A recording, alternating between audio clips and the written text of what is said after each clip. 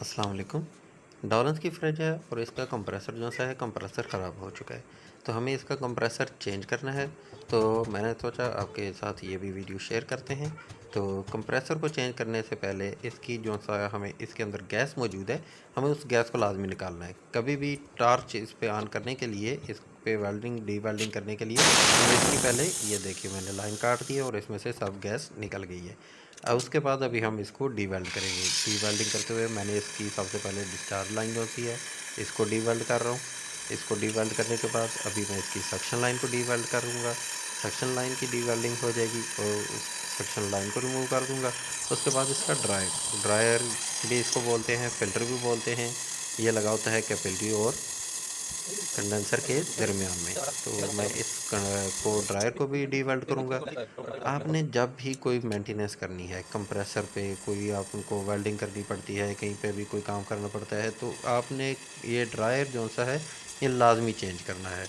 ये इस पे मेंटेनेंस कभी भी कोई भी करें जिसमें वेल्डिंग इन्वॉल्व है, तो ड्रायर जो सा है ये लाजमी चेंज करना चाहिए। तो आप ये अभी क्योंकि मैं कंप्रेसर चेंज कर रहा हूँ तो मैं भी इसका ड्रायर चेंज करूँगा और ये ड्रायर रिमूव कर दूँगा। अभी मैंने ड्रायर रिमूव कर दिया है और अभी मैं इसका कंप्रेसर निकाल देता हूँ। जी, अभी आप देखेंगे कि मैंने पिन वाल लिया है और पिन वाल जो सा है इसको कनेक्ट करूँगा कैपिलरी के साथ। अच्छा, पिन वाल का मैंने इसके बीच में ना एक वाल लगा होता है, जिस तरह टायर का वाल होता है इस टाइप का एक वाल लगा होता है। तो वो वाल आपने लाजमी रिमूव कर लेना है कभी भी वेल्डिंग से पहले, क्योंकि वेल्डिंग से हीट अप होता है और उसके बीच में एक रबर सील होती है, वो सील डैमेज हो जाती है।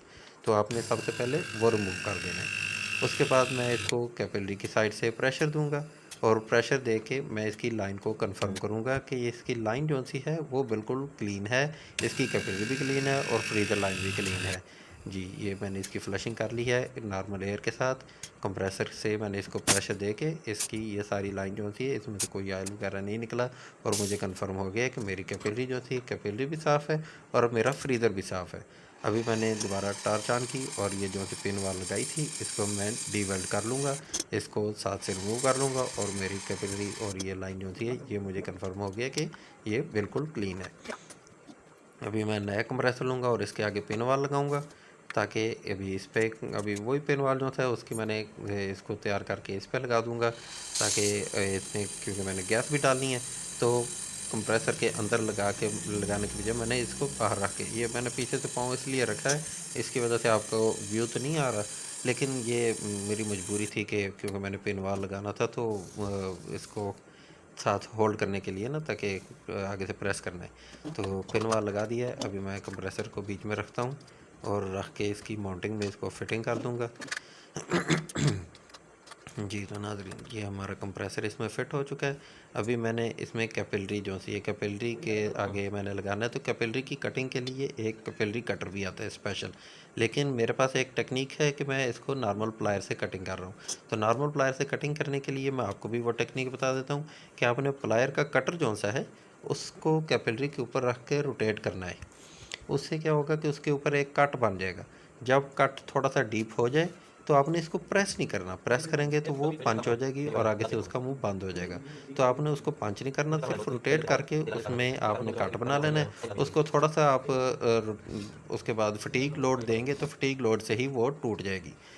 तो इस तरह आपकी वो जो सी लाइन है, लाइन आगे से बंद नहीं होती। उसके बाद आपने ये ख्याल करना है जब भी इसको दोबारा ये नया भी मैं ड्रायर लगा रहा हूँ, तो ड्रायर से पहले आपने लगाने से पहले आपने ये कंफर्म कर लेना है कि आपकी लाइन जो सी है वो आगे से बंद नहीं होगी।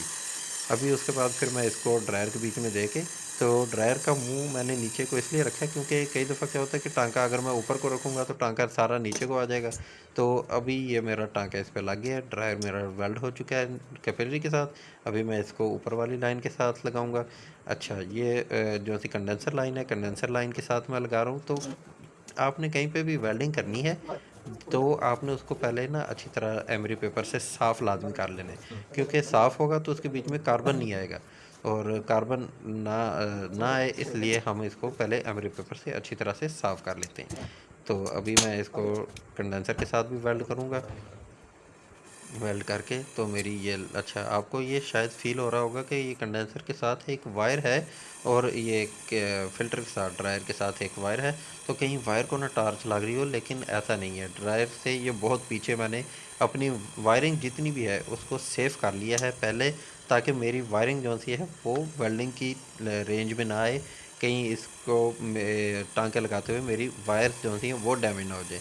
तो आपने भी इस चीज़ का लाजमी ख्याल करना है कि आपकी तारें, कोई भी किसी किस्म का प्लास्टिक मटेरियल या बॉडी, अगर कहीं पर बॉडी डैमेज होने का चांस हो तो वहाँ पर या तो गीला कपड़ा रख लें या उसके आगे कोई मेटल की शीट रख लें ताकि वो डैमेज ना हो। जी तो नाज़रीन, ये अभी मैंने इसका ड्रायर वेल्ड कर लिया है। ड्रायर वेल्ड करके अभी मैं इसको ठंडा करूँगा। ये मैंने कपड़ा एक गीला करता हूँ और गीला कपड़े के साथ मैं इसको ठंडा कर लेता हूँ, ताकि कहीं और काम करते हुए मेरा अगर हाथ लगता है तो मेरा हाथ ना जले। आपने कोई भी काम करते हुए अपनी सेफ्टी को लाजमी ख्याल रखना है। आपका अपना खुद का सेफ़ रहना भी ज़रूरी है और आपका इक्विपमेंट भी सेफ़ रहना चाहिए। ये नहीं कि आप काम कर रहे हैं तो कोई चीज़ डैमेज हो जाए या आप खुद ज़ख्मी हो जाएं, तो इन चीज़ों का लाजमी ख्याल रखिए। अभी मैं इसकी जो सी डिस्चार्ज लाइन है और सक्शन लाइन है, मैं उनको वेल्ड करूँगा। तो जी ये देखिए, अभी मैं इसकी सक्शन लाइन वेल्ड कर रहा हूँ। जी तो अभी मैंने इसकी सक्शन लाइन जो थी इसको वेल्ड कर दी है। सक्शन लाइन वेल्ड करके उसके बाद मैं इसको वैक्यूम करूँगा। वैक्यूम करते हुए, वैक्यूम करने के लिए पहले मैं इसमें पिन वाल लगा दूँगा। पिन वाल लगा के उसके बाद मैं इसके साथ कंप्रेसर को कनेक्ट करके इसको वैक्यूम कर लूँगा। अच्छा, वेल्डिंग करने के बाद मैं अपनी लाइनिंग जो सी है इसको भी ठंडा करूँगा। ठंडा करके इसके अलावा ये मेरी जो सी वायरिंग है, वायरिंग क्योंकि सारी खोल के मैंने इसको साइड पे किया हुआ था ताकि किसी भी किस्म की टार्च की रेंज में ना आए, तो मैं इसको भी वापस अपनी जगह पे बैठाऊँगा। इसको बैठा के अभी मैंने क्योंकि सारी वेल्डिंग क्लियर कर ली है कंप्लीट, तो उसके बाद मैं इसका लीक टेस्ट करूँगा। लीक टेस्ट करने के लिए मैं इसमें अपने कंप्रेसर के थ्रू प्रेशर भरूँगा। प्रेशर भर के, हम गैस का प्रेशर भर के इसकी लीक चेकिंग नहीं करेंगे। मैंने लीक चेकिंग की वीडियो बनाई नहीं है तो क्योंकि वो मैंने कर ली थी, तो अभी वो इतना ज़रूरी नहीं मैंने समझा। तो लीक चेकिंग करने के बाद मैं इसमें वैक्यूम करूँगा। वैक्यूम करके ये मैंने पिन वाल लगा के उसके बाद कंप्रेसर के साथ इसको वैक्यूम कर लेना है। इसमें जो सी एयर है वो सारी सक कर लेनी है। मेरी लीक क्लियर है तो इसलिए मैं अभी इसको वैक्यूम करूँगा और वैक्यूम करके ये इसमें गैस डालने के लिए तैयार हो जाएगा। तो इसका वैक्यूम जो सा है वो अच्छी तरह से आपने करना है। जितना अच्छा वैक्यूम होगा उतना ही बेहतर है। देखिए मैं अभी ये वैक्यूम कर रहा हूँ और जी तो नाज़रीन, मेरा वैक्यूम जो सा है ये -29 या 30 के करीब सेक्शन में पहुंच चुका होगा। ये देख सकते हैं मेरा ये बिल्कुल 30 पे पहुंच चुका है। मैंने इसका वैक्यूम कंप्लीट कर दिया है। अभी मैं इसमें बंद फ्रिज में बंद कंप्रेसर के थ्रू ही ये पहले मैंने लाइन पर्ज की और लाइन पर्ज करके अभी मैं इसमें गैस डालूँगा।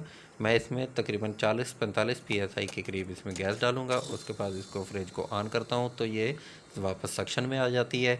अभी मैं इसमें जब भी गैस भरूँगा तो मैं इसमें छोटे छोटे सर्ज के ज़रिए गैस भरूँगा। अचानक ज़्यादा लंबी गैस नहीं भरूँगा क्योंकि उससे कंप्रेसर पे लोड पड़ता है। देखिए ये 10 PSI पे मेरी गैस पहुंच चुकी है और मेरा ये फ्रिज जो सी है ये बिल्कुल ठीक रनिंग में है। इसकी सारी लाइनें बिल्कुल नॉर्मल है। फ्रीज़र बिल्कुल चिल हो चुका है और नीचे वाली लाइन भी बिल्कुल चिल हो चुकी हैं। Thank you so much. Video पसंद आए तो हमें अपने कीमती कमेंट से ज़रूर गाइड कीजिएगा। अल्लाह हाफ़िज़।